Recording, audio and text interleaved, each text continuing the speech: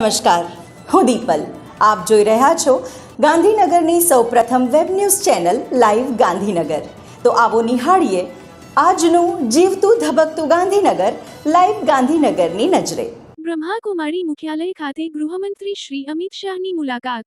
Brahmakumari media સંયોજક શશિકાંત ત્રિવેદી અને ભરત શાહના જણાવ્યા અનુસાર ગૃહમંત્રી અમિત શાહ ગુરુવારે બ્રહ્માકુમારીઝના આંતરરાષ્ટ્રીય મુખ્યાલય શાંતિવન પહોંચ્યા, જ્યાં ડાયમંડ હોલમાં આયોજિત કાર્યક્રમમાં સંસ્થાના સુરક્ષા સેવા પ્રભાગના રાષ્ટ્રીય પરિષદનું દીપ પ્રગટાવીને ઉદ્ઘાટન કરવામાં આવ્યું હતું અને પ્રભાગની રજત જયંતીનો પ્રારંભ કરવામાં આવ્યો હતો.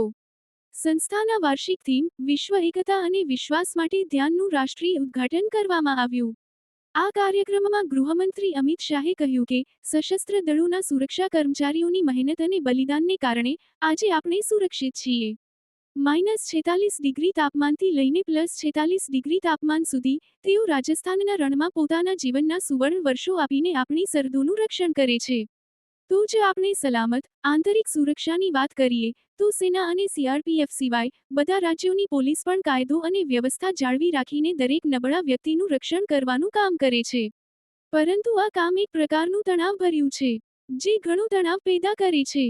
ઊંઘનો અભાવ, પાણીની અછત, માનસિક શાંતિનો અભાવ અને હિંસાનો સામનો કરવાને કારણે તેમનું મન તણાવમાં હોય છે.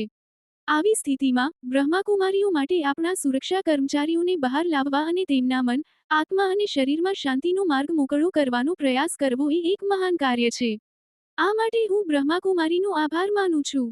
આ દરમિયાન ગૃહમંત્રી શાહે પૂર્વ મુખ્ય પ્રશાસક રાજયોગીની દાદી રતનમોહિનીને શ્રદ્ધાંજલિ આપી હતી. તેમજ નવનિયુક્ત મુખ્ય પ્રશાસક રાજયોગીની બીકે મોહિની દીદી અને અધિક મુખ્ય પ્રશાસક રાજયોગીની બીકે મુન્ની દીદીનું શાલ ઓઢાડીને સન્માન કરવામાં આવ્યું હતું. ગૃહમંત્રી શાહના આગમન પર મુખ્યમંત્રી ભજનલાલ શર્મા, ભાજપના પ્રદેશ અધ્યક્ષ મદન રાઠોડ, રાજ્યમંત્રી ઉતારામ દેવાસી, પ્રભારી મંત્રી કે વિષ્ણુએ માનપુર એરસ્ટ્રીપ પર તેમનું સ્વાગત કર્યું હતું. જિલ્લા કલેક્ટર અલ્પા ચૌધરી, બ્રહ્માકુમારીઝના અધિકારીઓ અને પોલીસ અધિક્ષક અનિલ કુમારે પણ તેમનું સન્માન કર્યું. આ પ્રસંગે ભાજપના પદાધિકારીઓ સહિત અનેક જિલ્લાના પદાધિકારીઓ હાજર રહ્યા હતા. સુરક્ષા સેવા વિભાગના રાષ્ટ્રીય પરિષદમાં હાજરી આપવા માટે નૌકાદળ, ભૂમિસેના અને વાયુસેનાના 400મી વધુ અધિકારીઓ અને જવાનો પણ ખાસ હાજર રહ્યા હતા.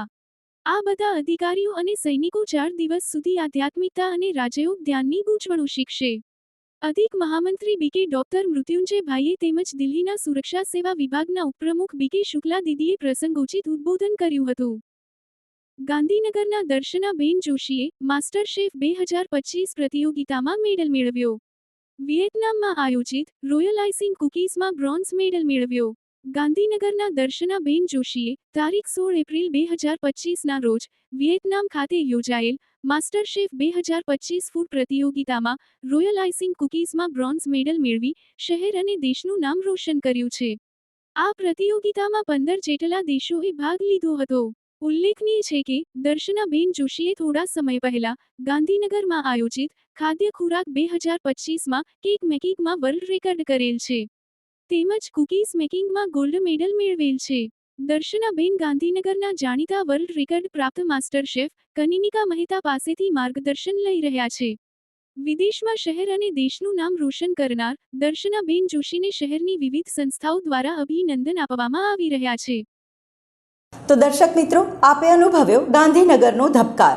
આપની આસપાસ બનતી આવી જ ઘટનાઓની જાણકારી અમારા સુધી પહોંચાડવા માટે સ્ક્રીન પર દર્શાવેલ નંબર પર વોટ્સએપ દ્વારા અથવા ઈમેલ આઈડી પર મેલ કરીને આપ અમારો સંપર્ક કરી શકો છો. ધન્યવાદ.